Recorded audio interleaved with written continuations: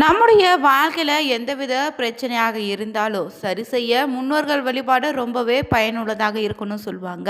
குறிப்பாக இந்த அமாவாசை நாளில் காகம் படிவில் தான் முன்னோர்கள் நம்ம வீட்டுக்கு வந்து நம்மளை ஆசிர்வதிக்கக்கூடிய நாளாகவும் அமைய போகுது. இந்த அமாவாசை நாளில் காகத்திற்கு நீங்கள் படையலிட்டு வழிபடும் போது முக்கியமாக இந்த ஒரு உணவை மட்டும் வைக்கக்கூடாது. மேலும் காகத்திற்கு உணவிடும் போது என்ன மாதிரியான விஷயங்களை செய்யணும், மேலும் எந்த மாதிரியான தவறுகளை செய்யக்கூடாதுன்னு தெரிஞ்சுக்கோங்க. மேலும் நமக்கு நல்லது கெட்டது நடக்கக்கூடிய விஷயங்கள் பற்றின இந்த காகத்திற்கு முன்கூட்டியே தெரியும்னு சொல்லுவாங்க. அதனால தான் இது பல சகுனங்களாக நமக்கு குறிச்சிட்டே இருக்கு. காகம் காட்டக்கூடிய சகுனங்கள் என்னன்னு தெரிஞ்சுக்கலாங்க. அனைவருக்கும் இனிய வணக்கம். இன்னைக்கு முருகப்பெருமான் அருளால் நிச்சயம் உங்கள் வாழ்க்கையில் இருக்கக்கூடிய பிரச்சனை விலக ஓ முருகா போற்றி எனும் மந்திரத்தை 3 முறை கமெண்ட் பண்ணுங்க.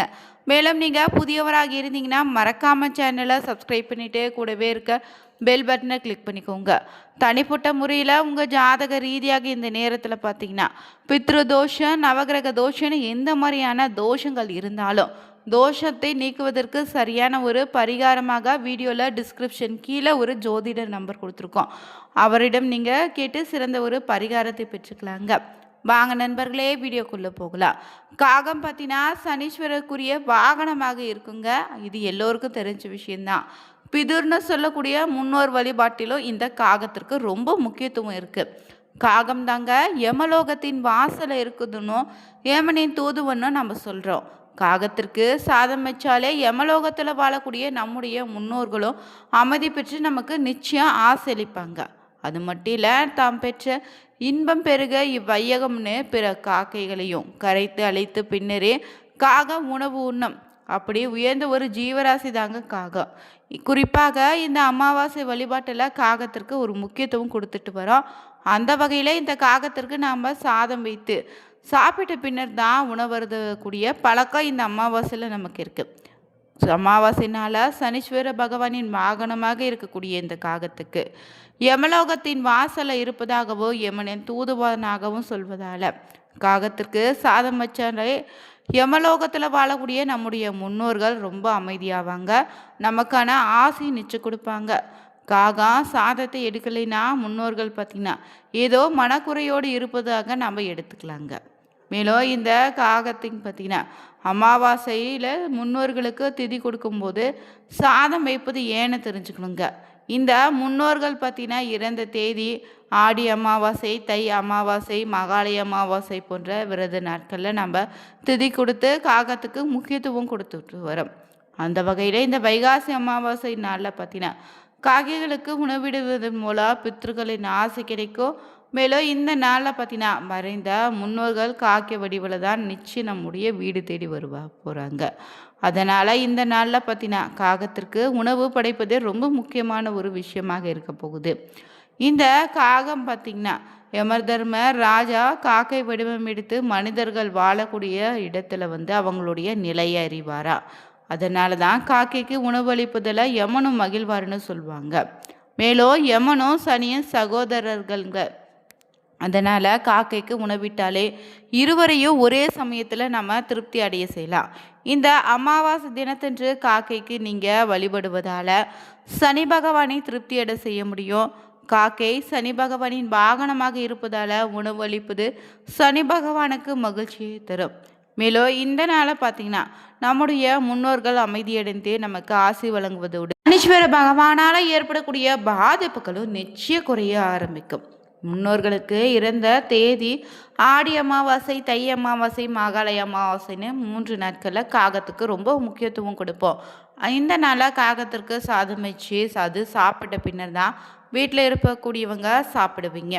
காகத்திற்கு தினமும் காலையில் நீங்கள் சாதம் வைக்கும் போது நிஜமாகவே நிச்சயம் உங்கள் பித்ருக்களின் ஆசை உங்களுக்கு கிடைக்கும்.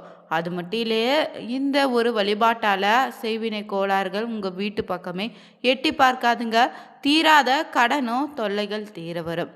தந்திரமான குணம் கொண்ட இந்த காகம் பார்த்திங்கன்னா யாராவது விருந்தினர் வருவதாக இருந்தாலும் சரிங்க, நல்ல செய்தியாக வருவதாக இருந்தாலும் முன்கூட்டியே காகம் உங்கள் வீட்டுக்கு முன்னாடி பல முறை குரல் கொடுத்துருக்கும். நீங்கள் இதை கவனித்து பாருங்கள். அது மட்டும் இல்லை, காலையில் நம்ம எழுவதற்கு முன்னாடியே காக்கையினுடைய சத்தம் கேட்டுச்சா அந்த நாளில் நினைத்த காரியம் நிச்சயம் வெற்றியாக மாறும்.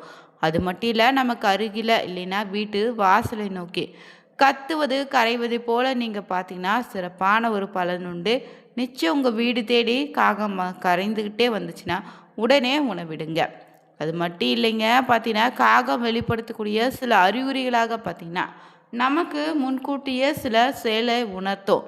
அந்த வகையில் நம்முடைய வாகனம், குடை, காலணி, உடல் மீது காகம் தீண்டுவது மூலம் அகால மரணம் ஏற்பட வாய்ப்பு இருக்குங்க. அதனால் வெளியில் செல்லும்பதை தவிர்ப்பது நல்லது. நாம் செல்லக்கூடிய திசையை நோக்கி காகம் கரைந்து கொண்டு வந்துச்சுன்னா அந்த பயணத்தை நம்ம இந்த நேரத்தில் தவிர்ப்பதும் நல்லதுங்க.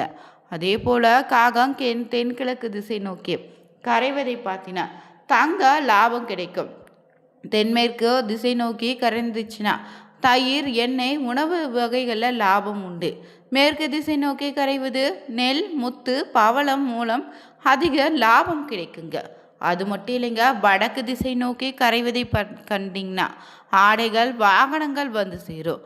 அது மட்டும் இல்லை, ஒரு காகம் மற்றொரு காகத்திற்கு உணவளிக்கக்கூடிய காட்சி நீங்கள் பார்த்தீங்கன்னா இனிய செயல் ஏற்பட உள்ளதாய் குறிக்குங்க.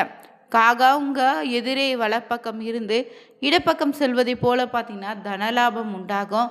இடப்பக்கம் இருந்து வலப்பக்கம் சென்றால் தன நஷ்டம் உண்டாகும். பொதுவாகவே இந்த காகத்திற்கு சாப்பாடு வைக்கக்கூடிய ஒரு விஷயம் நமக்கு இருக்கோ, இல்லைன்னா நம்ம வீட்டில் இருக்கக்கூடிய தாத்தா பாட்டிக்கோ, இல்லைன்னா பெரியவங்க சின்னவங்களுக்கு இருக்குங்க.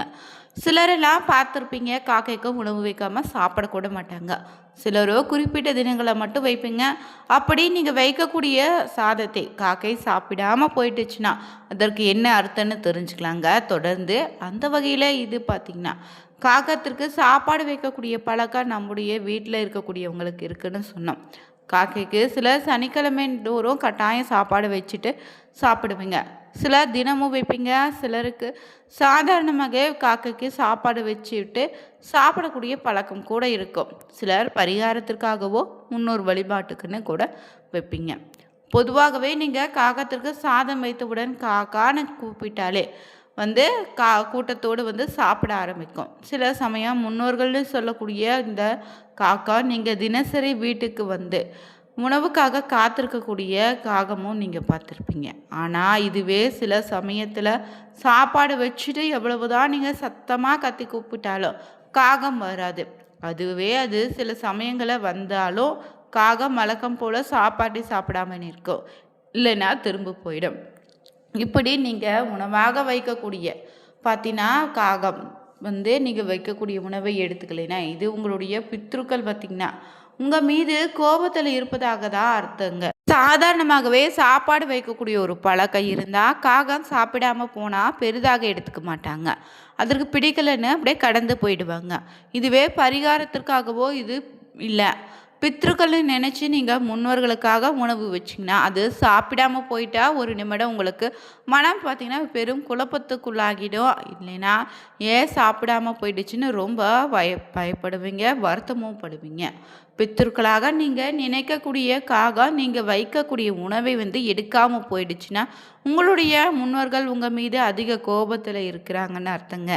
அதாவது நீங்கள் வழக்கமாக முறையாக உங்களுடைய பித்ருக்களுக்கு திதி கொடுத்துருக்கீங்களான்னு யோசித்து பார்த்துடுங்க. அதனால் கூட இப்படி கோபமாக இருக்கலாம்.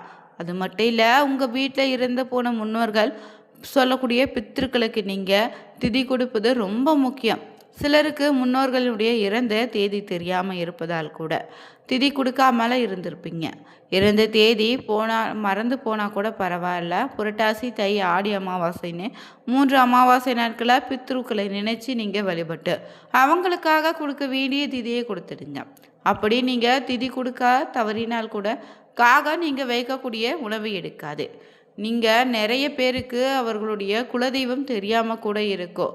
அதனால் கூட பார்த்திங்கன்னா நீங்கள் செய்யக்கூடிய எல்லா பாவங்களையும் விட மிகப்பெரிய பாவம் என்னென்னா குலதெய்வத்தை வழிபடாமல் மறந்திருப்பது. அதனால் முதல்ல பரிகாரம் செய்வது நல்லதே. மற்ற தெய்வங்கள் மன்னிக்க போவதில்லைங்க. நீங்கள் வழிபட்டாலும் உடனே தொடர்ந்து 11 நாட்கள் நல்ல நில தீபம் ஏற்றி இதுவரை உன்னை பார்க்காமல் தவறு செய்துட்டேன்னு நினச்சி மன்னிச்சிடுன்னு வேண்டிக்கிட்டு உங்கள் வீட்டு பூஜை அறையிலே பார்த்தீங்கன்னா 11 நாட்கள் தீபம் ஏற்றி வழிபடலாம். குலதெய்வம் தெரியாதவங்களுக்கு. குலதெய்வம் தெரியக்கூடிய பட்சத்தில் நீங்கள் பார்த்தீங்கன்னா குலதெய்வ கோவிலுக்கு சென்று 11 நாள் தீபம் ஏற்றி வழிபடுங்க. நீங்கள் காகத்திற்கு சாப்பாடு வைப்பதாக இருந்தீங்கன்னா ஒருபோதும் எச்சில் இலையே வைக்காதீங்க. மாமிச உணவை உங்கள் கையால் வைக்கக்கூடாது. அதே போல் பெண்கள் பார்த்தீங்கன்னா குறிப்பாக 3 நாட்கள் மட்டும் வைக்காதீங்க. மேலும் இந்த நேரம் பார்த்தீங்கன்னா நீங்களும் காகத்திற்கு சாப்பாடு வச்சுட்டு தான் சாப்பிடக்கூடிய நபராக இருந்தீங்கன்னா மறக்காமல் கமெண்ட் பண்ணுங்கள். வீடியோ பிடிச்சிருந்தால் லைக் பண்ணுங்கள், ஷேர் பண்ணுங்கள்.